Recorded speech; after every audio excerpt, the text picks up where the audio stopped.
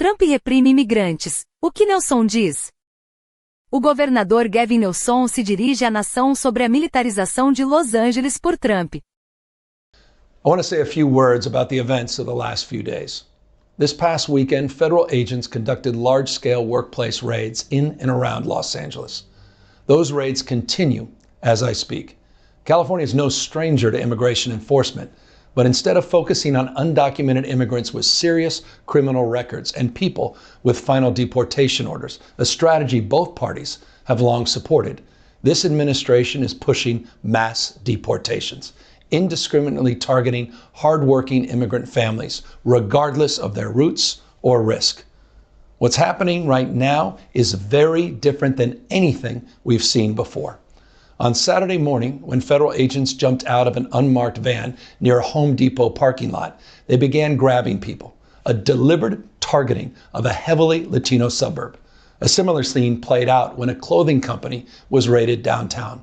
In other actions, a U.S. citizen, 9 months pregnant, was arrested, a 4-year-old girl taken, families separated, friends quite literally disappearing.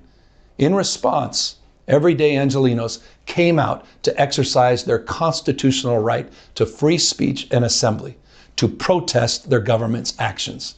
In turn, the state of California and the city and county of Los Angeles sent our police officers to help keep the peace. And with some exceptions, they were successful. Like many states, California is no stranger to this sort of unrest. We manage it regularly and with our own law enforcement. But this, again, was different. What then ensued was the use of tear gas, flashbang grenades, rubber bullets, federal agents detaining people and undermining their due process rights. Donald Trump, without consulting California law enforcement leaders, commandeered 2,000 of our state's National Guard members to deploy on our streets, illegally and for no reason. This brazen abuse of power by a sitting president inflamed a combustible situation, putting our people, our officers, and even our National Guard at risk. That's when the downward spiral began. He doubled down on his dangerous National Guard deployment by fanning the flames even harder. And the president, he did it on purpose. As the news spread throughout LA, anxiety for family and friends ramped up. Protests started again. By night, several dozen lawbreakers became violent and destructive. They vandalized property. They tried to assault police officers. Many of you have seen the video clips of cars burning on cable news. If you incite violence, I want to be clear about this. If you incite violence or destroy our communities, you're going to be held to account. That kind of criminal behavior will not be tolerated. Full stop. Already more than 220 people have been arrested, and we're reviewing tapes to build additional cases, and people will be prosecuted to the fullest extent of the law. Again, thanks to our law enforcement officers and the majority of Angelenos who protested peacefully, the situation was winding down and was concentrated in just a few square blocks downtown. But that's not what Donald Trump wanted. He again chose escalation. He chose more force. He chose theatrics over public safety. He federalized another 2,000 Guard members. He deployed more than 700 active U.S. Marines. These are the men and women trained for foreign combat, not domestic law enforcement. We honor their service. We honor their bravery. But we do not want our streets militarized by our own armed forces, not in LA, not in California, not anywhere. We're seeing unmarked cars in school parking lots, kids afraid of attending their own graduation.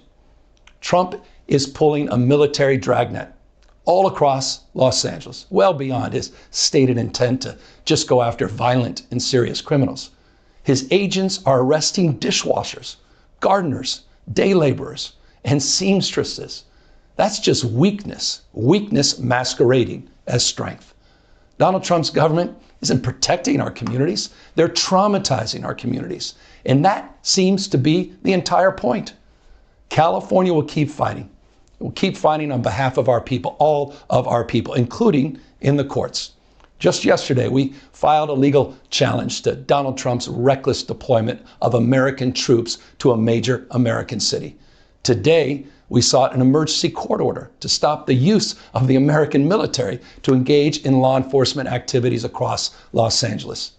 If some of us could be snatched off the streets without a warrant, based only on suspicion or skin color, then none of us are safe.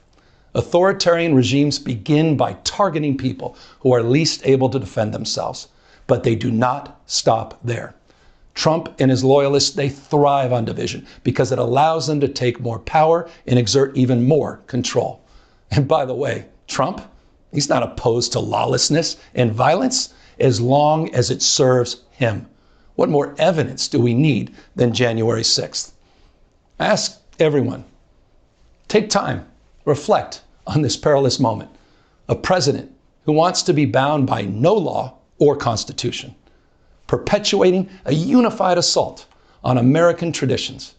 This is a president who in just over 140 days has fired government watchdogs that could hold him accountable for corruption and fraud. He's declared a war on culture, on history, on science, on knowledge itself. Databases, quite literally, are vanishing. He's delegitimizing news organizations, and he's assaulting the First Amendment. And the threat of defunding them, at threat, he's dictating what universities themselves can teach. He's targeting law firms and the judicial branch that are the foundations of an orderly and civil society. He's calling for a sitting governor to be arrested for no other reason than to, in his own words, for getting elected. And we all know this Saturday, he's ordering our American heroes, the United States military, and forcing them to put on a vulgar display to celebrate his birthday, just as other failed dictators have done in the past. Look, this isn't just about protests here in Los Angeles. When Donald Trump sought blanket authority to commandeer the National Guard, he made that order apply to every state in this nation. This is about all of us. This is about you. California may be first, but it clearly will not end here. Other states are next. Democracy is next. Democracy is under assault before our eyes. This moment we have feared has arrived. He's taking a wrecking ball to our founding fathers' historic project. 3 co-equal branches of independent government. There are no longer any checks and balances. Congress is nowhere to be found. Speaker Johnson has completely abdicated that responsibility. The rule of law has increasingly been given way to the rule of Don. The founding fathers, they didn't live and die to see this kind of moment. It's time for all of us to stand up. Justice Brandeis, he said it best. In a democracy, the most important office, with all due respect, Mr. President, is not the presidency. And it's certainly not governor. The most important office is office of citizen.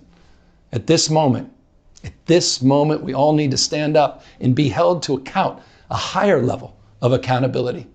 If you exercise your First Amendment rights, please do it peacefully. I know many of you are feeling deep anxiety, stress, and fear, but I want you to know that you are the antidote to that fear and that anxiety. What Donald Trump wants most is your fealty, your silence to be complicit in this moment. Do not give in to him.